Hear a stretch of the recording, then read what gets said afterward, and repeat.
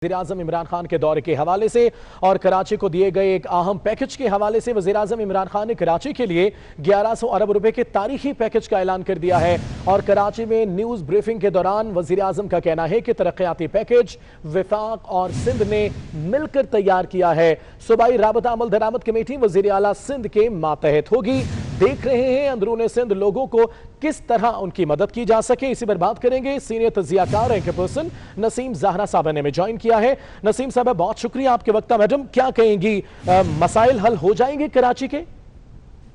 देखिए, बहुत अहम फैसला है और पहली दफा पिछले 30-40 साल में ऐसा स्ट्रक्चर बनाया है जो तरीक़ाकार अपनाया है इसको इम्प्लीमेंट करने का पैकेज को, जिसमें कि प्रोविंशियल सूबाई हुकूमत और फेडरल हुकूमत दो मुख्तलिफ पॉलिटिकल पार्टीज हैं, लेकिन उनमें फैसला मिलकर हुआ है। और उसके बाद जो स्ट्रक्चर भी बनाया है उसको भी मिल के बनाया है जिससे इम्प्लीमेंट होगा। और मेरा ख्याल है कि ये और उसके साथ साथ जो बहुत अहम चीज़ है वो ये है कि फौज का भी इसमें रोल है। एनडीएमए है, मेरा ख्याल है कि जैसे एनसीओसी आपको मालूम है वो बनाई, पूरी कंसीव की थी फौज ने, उसके बाद सिविलियन और फौज ने मिलकर इसको इम्प्लीमेंट किया कोविड के लिए।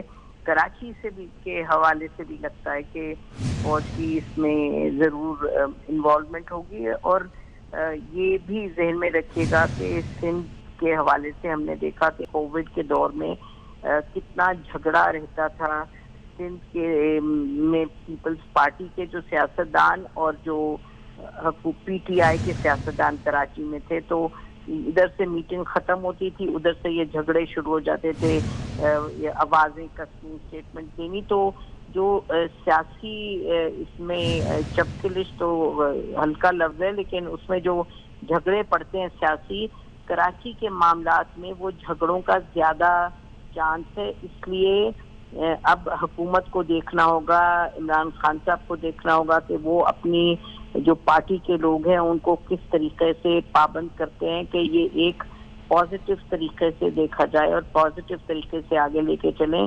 और फिर मैं कहूँगी कि इसमें यकीनन आर्मी की जो टॉप कमांड है उसका भी रोल होगा।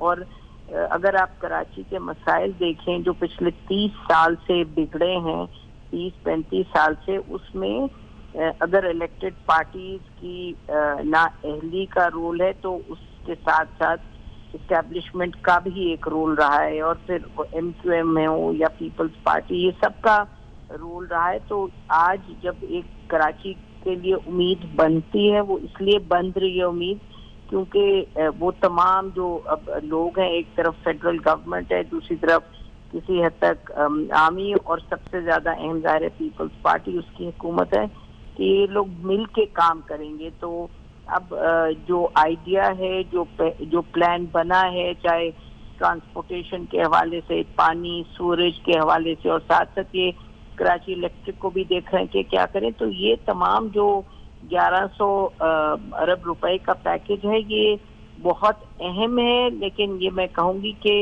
इसको इम्प्लीमेंट करने के लिए एक सियासी बुर्दबारी की भी जरूरत होगी कि जब ये कोविड तो बड़ा मुख्तलिफ था, उधर तो आप देखिए सब सूबे अपना अपना काम कर रहे थे, जब बातचीत होनी होती थी उस वक्त ये डिसीजन के लिए इकट्ठे होते थे, जो मीटिंग होती थी एनसीओसी की। लेकिन अब कराची में कुछ प्रोजेक्ट्स हैं जिसमें कि फेडरल गवर्नमेंट का रोल होता है, कुछ हैं जिसमें कि प्रोविंशियल गवर्नमेंट का रोल होगा, फिर पैसों को डिस्पर्स करना होगा, यानी हजारों चीजें होंगी कराची के पैकेज को इम्प्लीमेंट करने के लिए, जिसमें कि एक बुर्दबारी और समझदारी की जरूरत होगी, एक मैच्योरिटी की जरूरत होगी। ये नहीं कि लड़ाई झगड़े हर वक्त रहें। तो अब हमें तो ये उम्मीद है कि कराची के मसाइल का जो हल ये करने लगे मिल के, तो शायद सियासत में जो इतना जहर उगला जाता है शायद उसमें भी कमी आए। तो मैं तो इसमें काफी पुरुम्मीद हूँ जो कराची का इनिशिएटिव लिया गया है फेडरल और प्रोविंशियल गवर्नमेंट ने मिलकर। बिल्कुल ठीक है। हमारे साथ रहेगा नसीम ज़ाहिरा साहबा।